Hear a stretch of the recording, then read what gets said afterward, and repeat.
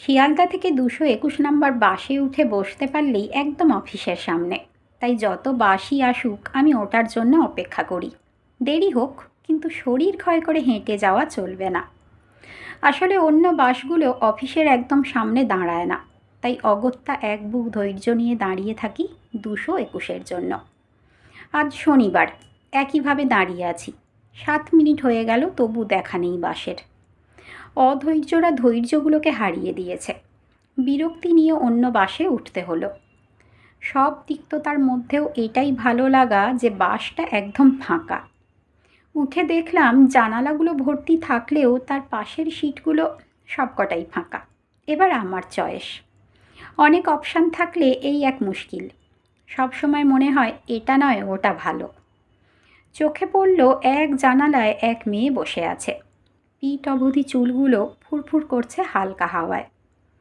মুখটা জানালার দিকে এমন করে ঘুরিয়ে রেখেছে যে ঠিক কতটা সুন্দর বোঝার উপায় নেই, তবে বেশ সুন্দরী মনে হলো।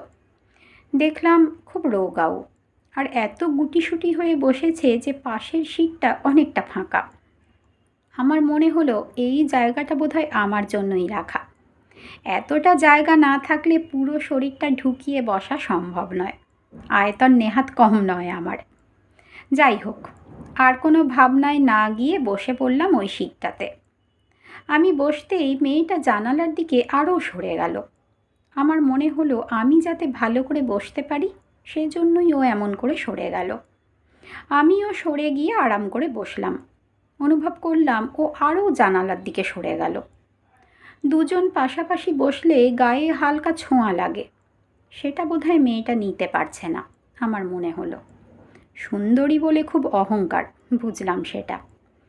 পাশে তাকিয়ে দেখলাম মেয়েটির পোশাক ভীষণ মার্জিত আর রুচিসম্মত। ফুলহাতা কুর্তি আর লেগিংস, সুন্দর লাগছিল তাকে। এবার সামনের দিকে মুখ ঘোরাতেই দেখলাম সামনের জেনারেল সিটে বসে থাকা অনেকগুলো চোখ আটকে আছে মেয়েটার দিকে। যদিও লম্বা চুল আর জানালার দিকে ঘুরে বসার জন্য আসল সৌন্দর্যটা কেউ উপভোগ করতে পারছে না, তবু চেষ্টা করছে। সৌন্দর্য এমনই, যে মানুষ উপভোগ না করে তার মনটাও সুন্দর নয় বলেই ধরে নিতে হয়। সে ফুলই হোক, পাখি হোক বা মানুষ, সুন্দর মানেই দেখার। অনুভব করলাম খুব মিষ্টি একটা গন্ধ বেরোচ্ছে মেয়েটার গা থেকে। জুঁই ফুলের গন্ধ হবে বোধহয়। দিদি, টিকিটটা?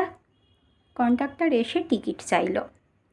আমি টাকা এগিয়ে দেওয়ার সাথে সাথে মেয়েটাও ব্যাগ থেকে টাকা বের করে দিল। আমি উৎসাহ নিয়ে তাকালাম মেয়েটার দিকে। এই প্রথম ও জানালা থেকে মুখ সরিয়ে তাকালো। সত্যি অদ্ভুত সেই রূপ। লম্বা ফুরফুরে চুল দিয়ে ঢেকে রাখার কারণটা এতক্ষণে বুঝলাম। মুখটা সাংঘাতিক কালো, আর চামড়া গুটিয়ে গিয়ে নাকের কাছে জড়ো হয়ে আছে। হাতের খানিকটা অংশ দেখে বোঝা যাচ্ছে মেয়েটা বেশ ফর্সা। শুধু কোনো এক দাহ্য বস্তু ওর রূপটাকে এমন কালো করে দিয়েছে। মুখটা দেখে কেমন করে উঠল মনটা। আসলে মুখটা যেরকম কল্পনা করেছিলাম এ যেন কল্পনার অতীত। সামনের জেনারেল সিটে বসে থাকা লোকজন দেখলাম আর তাকাচ্ছে না ওর দিকে, আর যে দু একজন তাকাচ্ছে তাদের চোখে মুখে বীভৎসতা। মেয়েটা আরও সরে গিয়ে জানালার দিকে বসল, শুধু হাতটা দিয়ে ধরে থাকলো সামনের সিটটা। জামার হাতাটা একটু উঠে যেতে দেখলাম হাতের কিছুটা অংশ পোড়া। আমার খুব জানতে ইচ্ছে করছে কিভাবে হলো, কিন্তু এসব প্রশ্ন জিজ্ঞেস করা মানে ওকে অপ্রস্তুতে ফেলা। খবরের কাগজ, টিভিতে প্রায়ই দেখি অ্যাসিড অ্যাটাকের কথা। এটা কি সেরকম কিছু? বুঝতে পারছি না। মেয়েটা পুড়েও যেতে পারে বিভিন্নভাবে।